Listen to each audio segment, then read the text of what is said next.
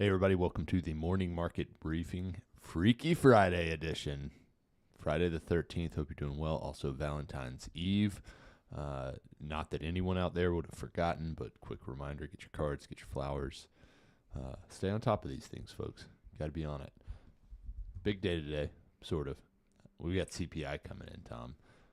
Tom's in a real man versus machine battle with his computer, but I think we're going to I have confidence in Tom coming through on this, but on CPI, we're looking for a 0.3% increase on both the overall number month over month as well as the core, which would put us at 2.5 on the year over year and 2.5 on the core.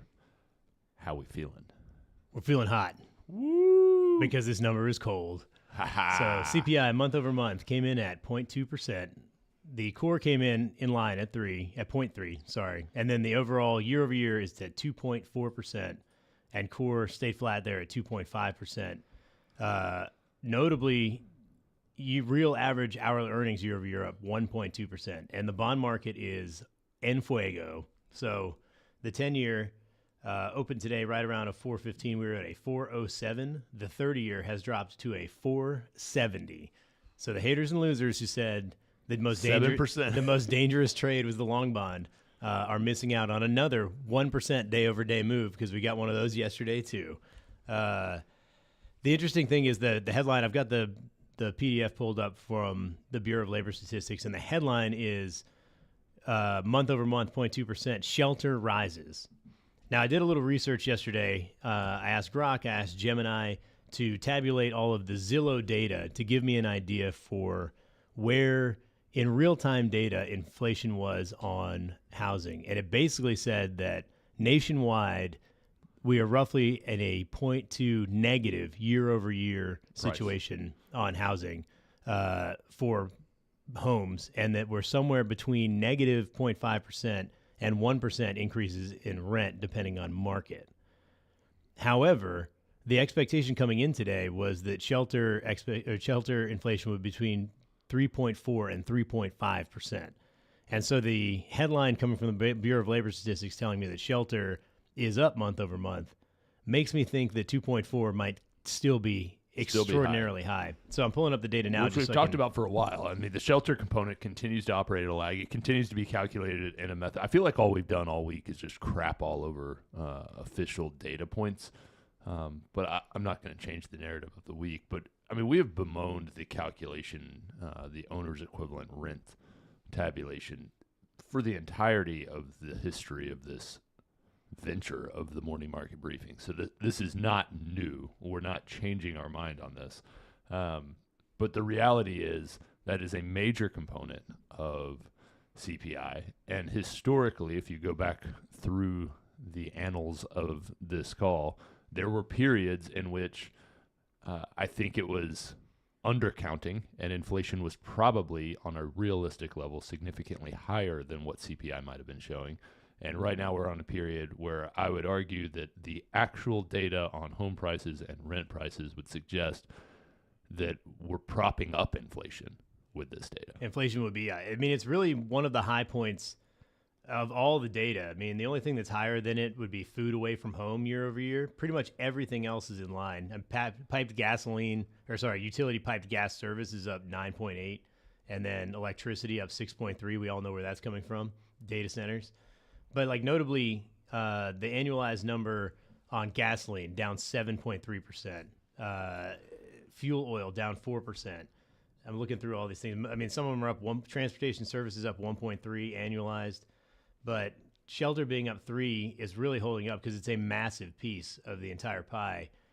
I mean, used cars are annualizing at negative 2% year over year. They're down 1.8% month over month.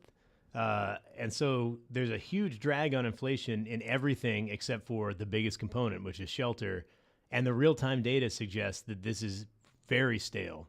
So I think the bond market is picking up on this in a very fast way. I mean, we're just cruising right now. I mean, we touched a 405 on the 10-year. We're back up to right around a 407. But man, I mean, inflation expectations, you should whack off.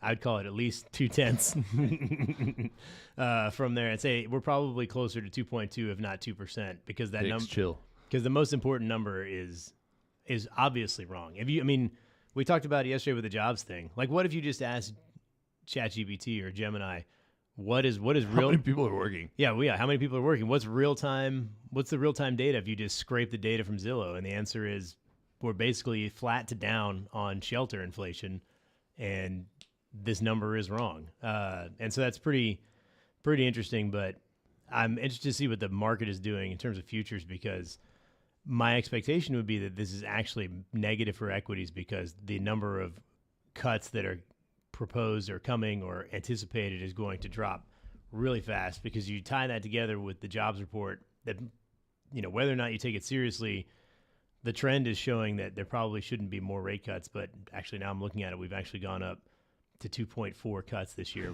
That makes no sense. Which is a little bit higher than we were at the end of the day yesterday, which was like 2.3. So we're at like a 407 on the 10-year. We talked about, really the range-bound nature of the 10-year and where we've been for the last, 6 months. How quick does it go back to 4.2? A week? It could be as short as a week. I mean, we'll see if it holds through the day, but I think that this is a pretty strong indicator.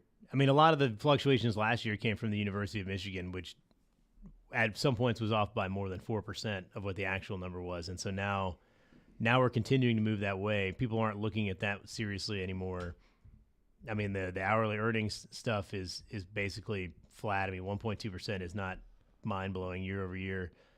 I mean, those numbers were in the low single digits in 2022. So, I mean, this is a big banner day. And I texted yesterday with Ben. I was like, this could be the beginning of the end of the long-term interest rates being high. I mean, I sort of worry that we didn't buy enough of the long bond. I know I've talked about it for 6 months, but moving bond portfolios around is like turning the Titanic. Yeah, it takes time. It takes time. You need bonds to mature. You need equity markets to run up, and you can only do a little bit at a time.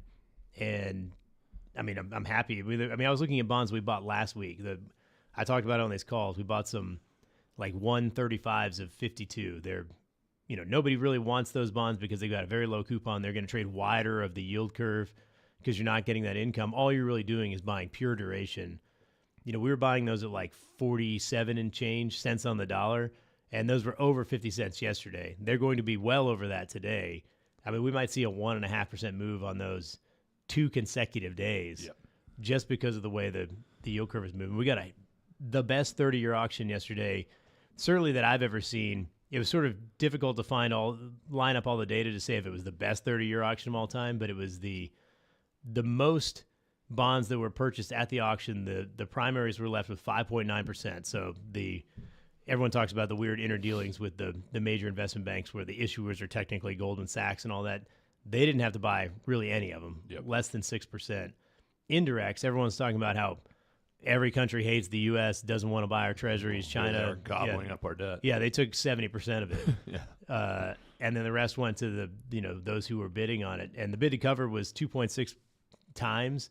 The average for the 30-year for like the last 6 months is like right at 2.3. So like 15% more people were trying to get that 30-year bond yesterday. They tried to issue it at 477. It came in at a 475. So that people paid up to get it. And then it continued to fall. And now those people are way up because, they got another 5 bips just this morning. Yeah. So, man, feeling good. It could all unwind, but the good news is, when the 30-year was closer to 5, we were buying there, and now it's at a 470. So we've got a nice buffer. Yep.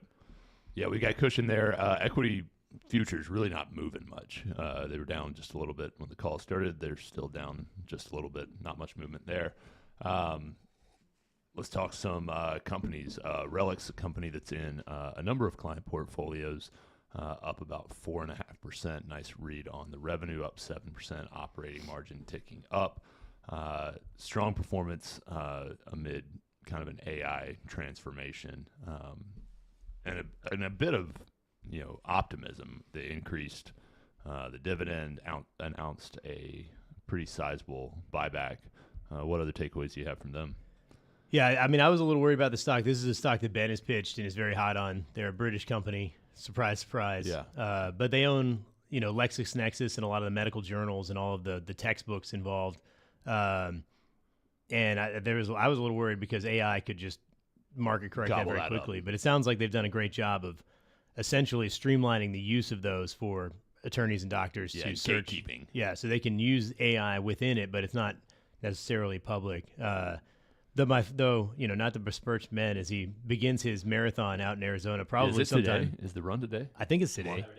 Saturday morning.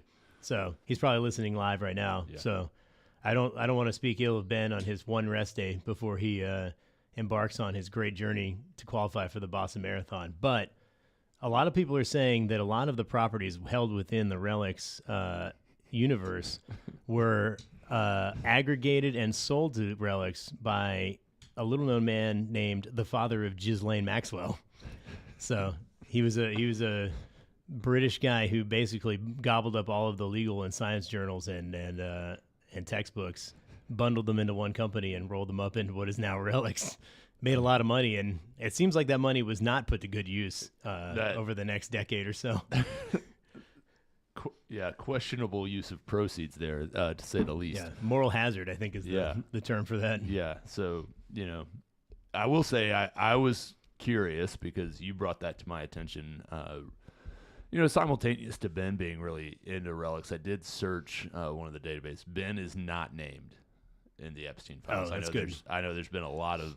Did you go to jmail.com? Yeah, I know there's been a lot of speculation about one Benjamin John Richard Nye. But he is not in there. But not the famous makeup guy's not in there either. Because people forget he might be. The most famous Ben Nye is a maker of theater makeup. Yep. There's a shop on Marietta Square that has advertisements for Benjamin Nye. So good stuff there.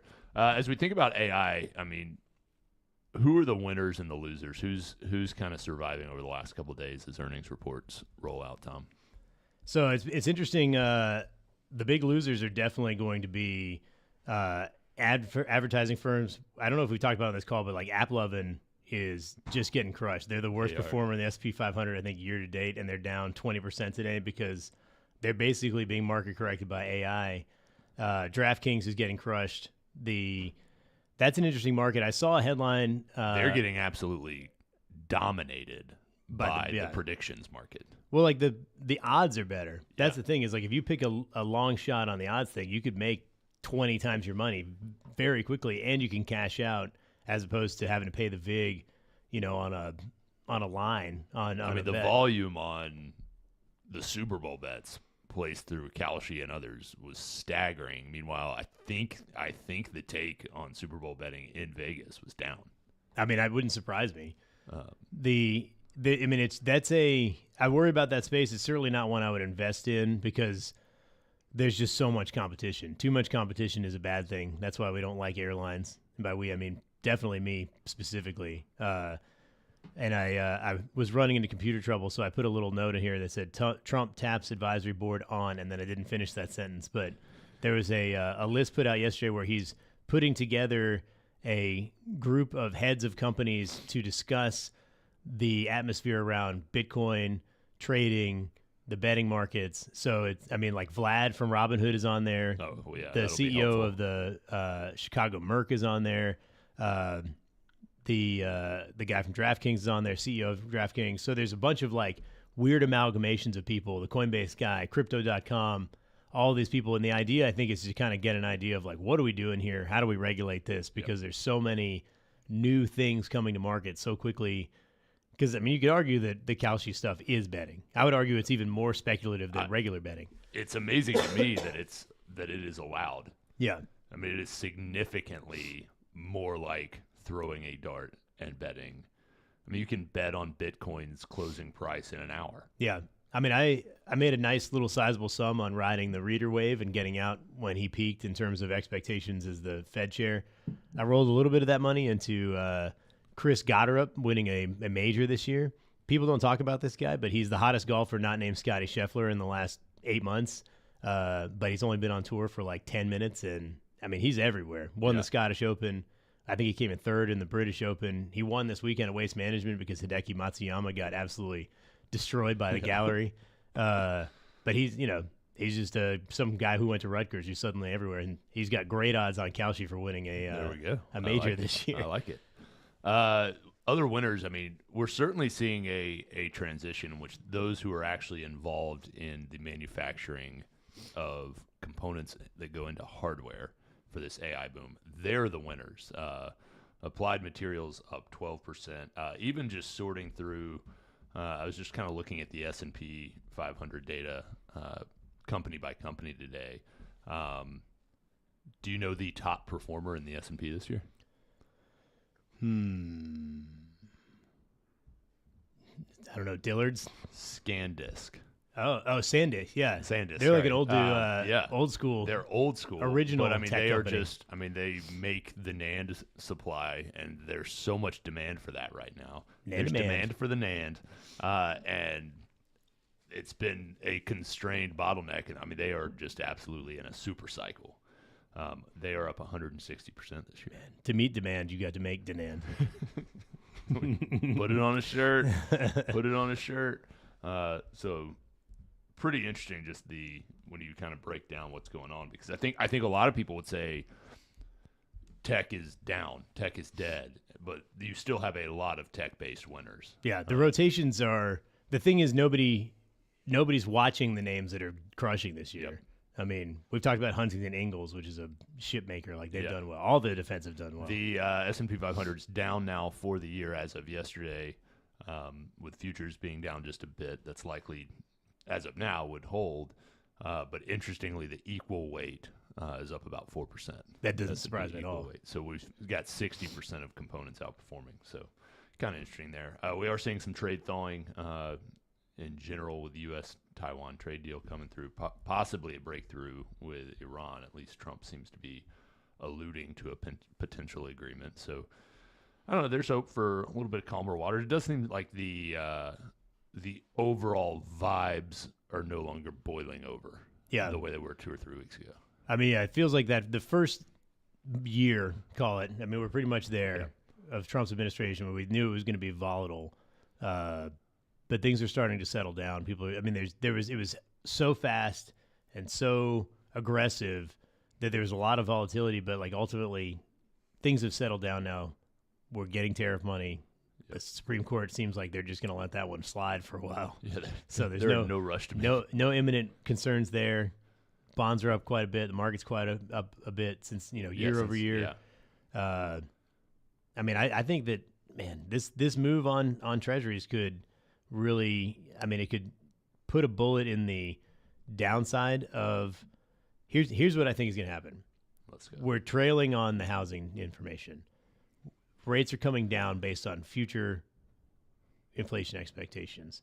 That's going to drive the housing market because the mortgages are going to come down huge today. People are going to be looking to buy a house. They're going to get a better rate than they have in the last 6 months right now. That's actually going to occur while we're simultaneously getting inflation coming down. So rates will continue to come down.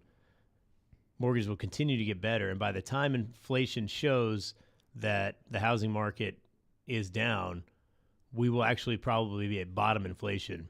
And then we'll see housing come back up on a lag. Yep. But that's going to be really strong for the economy. So we'll probably see really nice growth. If we can continue this trend, if we see the jobs data look like the jobs data, whether or not the number is accurate, but if it looks similar as a trend, and we continue to see inflation come down, because the only thing really propping it up right now is the housing market, which is, we all know, based on having eyes and ears, is not as strong as inflation is indicating. I think that means rates continue to come down, or at least be in a position where it's easier to buy a house while simultaneously prices are coming down. So affordability increases heading into the summer. And I think we see some strong growth. I also think on the topic of just sustainability and general calm. I mean, I think it's favorable. I'd be curious your thoughts. I think it's favorable that the expectation for rate cuts, although it exists, is at least reasonable. Yeah. For the time being. I think two is what I would do if I was Fed chair right now. If you're looking for two and you only get one, that's not going to absolutely whipsaw the market one direction or the other. If you're looking for two and you actually get three, it's not going to whipsaw the market one direction or the other. You could have a 50% move from what the expectation is in terms of number of rate cuts, but that's not as meaningful as when people are looking for 8. Yeah. I mean, I think inflation is really close to 2. And I think that means the federal funds rate should probably be 3.